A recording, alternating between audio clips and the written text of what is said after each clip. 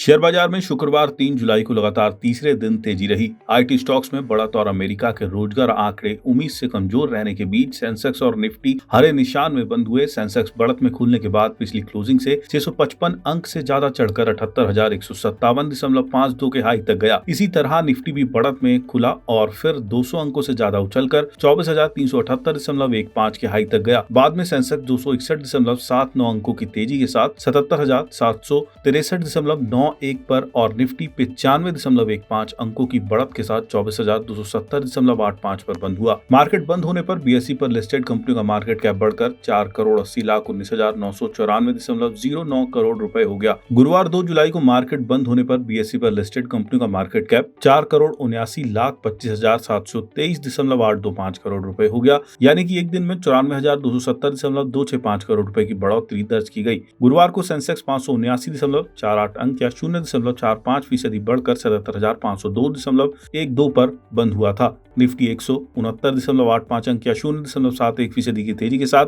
24,175.70 पर बंद हुआ था। अमेरिका में नौकरी का डेटा उम्मीद से कमजोर रहने से फेडरल रिजर्व द्वारा निकट अवधि में बेंचमार्क ब्याज दरें बढ़ाए जाने को लेकर चिंता कम हुई। इससे उभरते बाजारों में जोखिम लेने की इच्छा बढ़ी है। इसके अलावा एशिया बाजारों में तेजी का भी घरेलू बाजार में सेंटीमेंट बेहतर होने में हाथ रहा। निक्केई 225 में 1.3% और सेट कंपोजिट में 1.1% की तेजी है। जकार्ता कंपोजिट 2% से ज्यादा उछला है। कॉस्पी 5.4% चढ़ा है। हैंगसेंग में भी लगभग 1% की तेजी है। एक वजह यह भी है कि मार्केट के उतार चढ़ाव को दर्शाने वाले इंडिया VIX में लगभग 4% की गिरावट आई है। ये दर्शाता है कि बाजार में अनिश्चितता और जोखिम की आशंका कम हुई है, जो आमतौर पर इक्विटी बाजार के लिए अच्छा माना जाता है। रुपया शुक्रवार को 14 पैसे मजबूत होकर अमेरिकी डॉलर के मुकाबले 95.21 पर रहा। डॉलर सूचकांक के पिछले 15 महीनों से उच्च स्तर से नीचे आने से घरेलू मुद्रा को बल मिला। रुपया गुरुवार को 19 पैसे की गिरावट के साथ अमेरिकी डॉलर के मुकाबले 95.35 पर बंद हुआ था।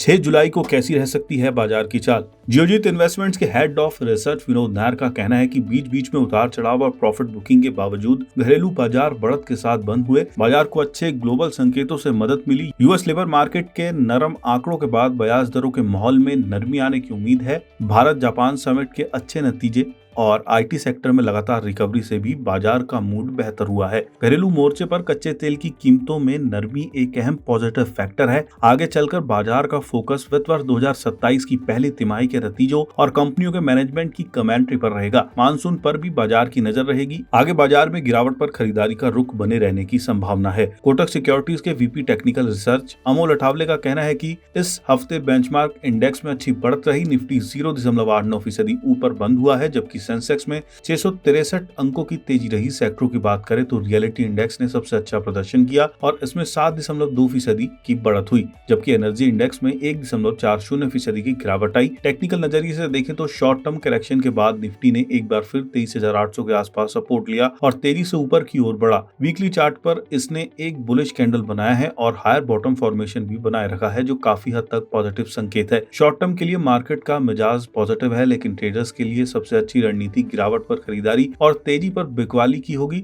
नीचे की तरफ 24,150 से 24,000 अहम सपोर्ट जोन होंगे, जबकि बुल्स के लिए 24,500 से 24,700 अहम रेजिस्टेंस एरिया होंगे। हालांकि 24,000 के नीचे जाने पर मार्केट का सेंटीमेंट बदल सकता है। 24,000 के नीचे गिरावट आने पर 23,800 से 23,750 के लेवल दोबारा टेस्ट हो सकते हैं। एलकेपी सिक्योरिटीज में तकनीकी विश्लेषक वत्सल भुआ का कहना है कि बैंक निफ्टी ने वीकली चार्ट पर एक छोटी कैंडलस्टिक बनाकर हफ्ते की क्लोजिंग की, जबकि डेली चार्ट हालिया तेजी के बाद एक सीमित दायरे में उतार चढ़ाव का संकेत दे रहा है। इस कंसोलिडेशन के बावजूद मार्केट का ओवरऑल रुख बुलिश बना हुआ है। इंडेक्स अपने अहम मूविंग एवरेज से ऊपर ट्रेड कर रहा है। यह बड़ा पॉजिटिव संकेत है। इंडेक्स के लिए तत्काल सपोर्ट 57,500 से 57,200 के लेवल पर है, जबकि रेजिस्टेंस 58,500 से 58,800 के आसपास दिखा रहा है। अच्छे रिस्क रिवॉर्ड रेशियो के लिए ट्रेडर्स सपोर्ट जोन के पास गिरावट पर खरीदारी की रणनीति अपना सकते हैं, जबकि इंडेक्स रेजिस्टेंस जोन के पास पहुंचे तो प्रॉफिट बुकिंग करने की सलाह होगी। अमोल अठावले का कहना है कि बैंक निफ्टी के लिए हायर बॉटम सपोर्ट 57,500 के आसपास है। इस लेवल के ऊपर पॉजिटिव मोमेंटम 58,700 से 49,000 की तरफ जारी रह सकता है। इसके विपरीत 57,500 के नीचे गिरावट आने पर अप ट्रेंड कमजोर पड़ सकता है। इस लेवल के नीचे ट्रेडर्स अपनी लॉन्ग पोजीशन से बाहर निकलना पसंद कर सकते हैं।